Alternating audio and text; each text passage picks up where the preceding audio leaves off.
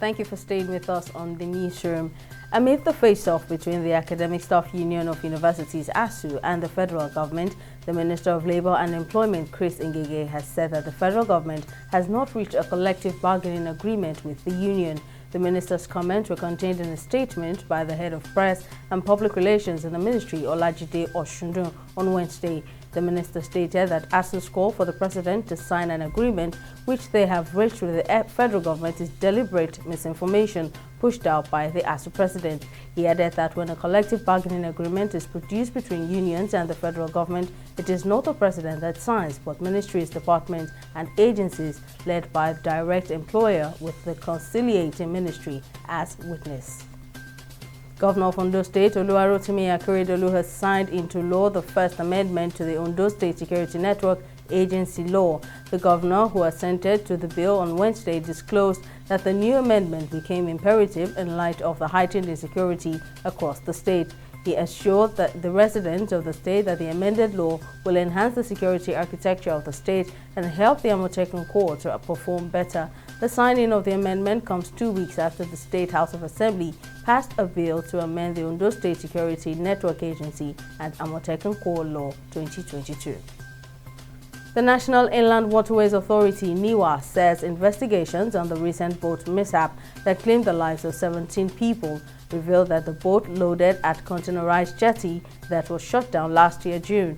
Lagos area manager of NIWA, Sarat Brimo, who spoke to newsmen on Wednesday during a tour of the area, said the jetty was supposed to be loading containers but was shut down because it was not certified for container operations. Speaking during a condolence visit to the Ibeshe community, where the victims of the boat accident reside, Brimo, who was represented by NIWA's head of marine, charged boat operators and passengers to be safety conscious amid climate change and rising water levels.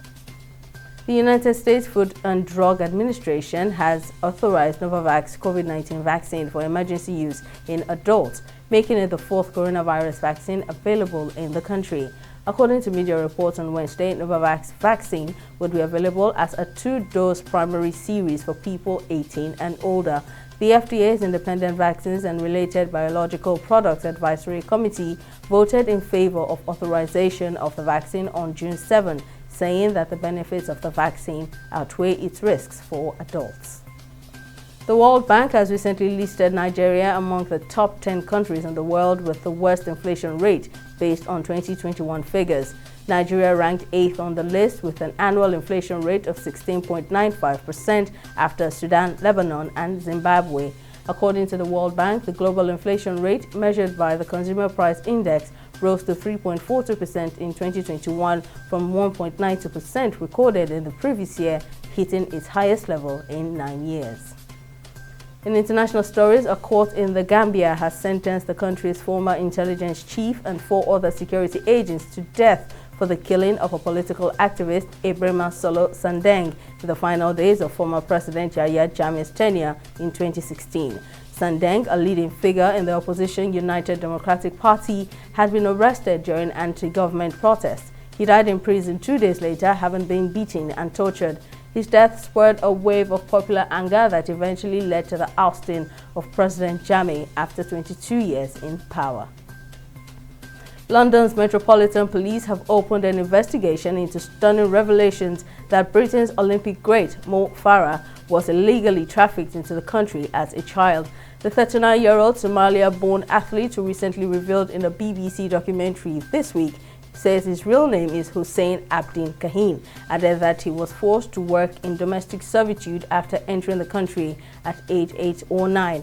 Farah further revealed that he obtained his UK citizenship with the help of his physical education teacher at school, Alan Watkinson, while still using the assumed name of Mohammed Farah, given to him by the woman who trafficked him into Britain.